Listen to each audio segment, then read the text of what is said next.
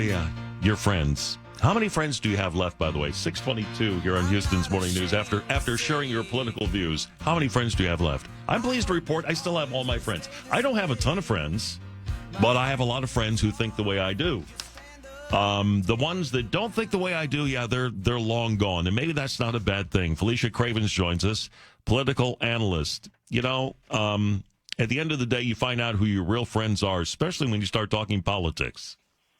Oh, that's true. Your family members, too, as someone whose part of their family has sort of excommunicated them. I get that, too, from that perspective. People are increasingly afraid to speak up sometimes because of these tendencies folks have to cut each other out over disagreements.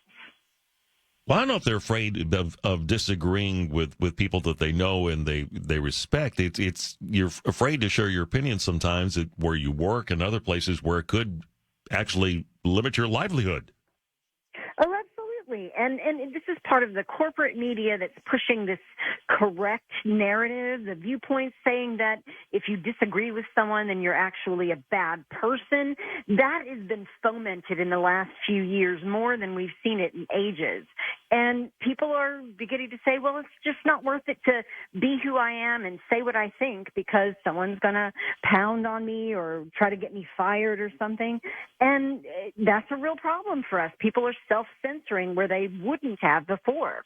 Yeah, and sadly now, because of transmission, if you say something that is misconstrued or held out of context even, you don't know how many phones it's on and how soon it's going to go viral. That's true. There's so many people whose careers or lives or family relationships or friend relationships have been damaged from this kind of thing. And it's villainizing disagreement. And so many people are facing that, and it's so hard.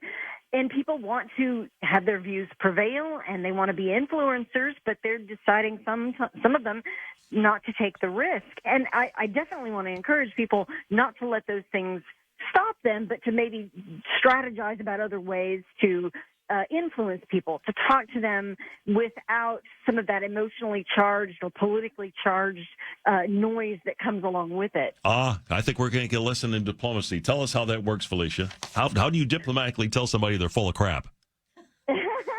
Well, I think that's really exactly how you're having to look at it without using those terms. You first want to know that there are other perspectives out there. You're not the only one with the right answer necessarily. You definitely believe what you believe, but you need to hear other perspectives.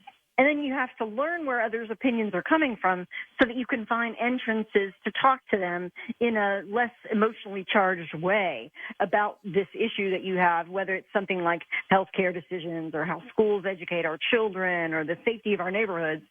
And then you have to figure out that the best testimony of your view is how you live it. So, donate your money and time to causes, volunteer for candidates you believe in, promote solutions to problems you care about. Those kind of things resonate with people, whether you're arguing with them or whether they're just on the sidelines watching you have the argument. That's what's most impactful. Yeah, a lot of times instead of just talking about it and arguing about it, it's better just to live the example that you wish to be. Right. We all struggle with that. I mean, that is the essence of some of our faith, is trying to live up to the standards that we've set. But it takes an everyday practice sort of thing, and surrounding yourself with people who help you live that truth. True enough. Felicia, thank you so much. Appreciate it. Political analyst Felicia Cravens joining us here on News Radio 740 KTRH. 626. We're going to take a look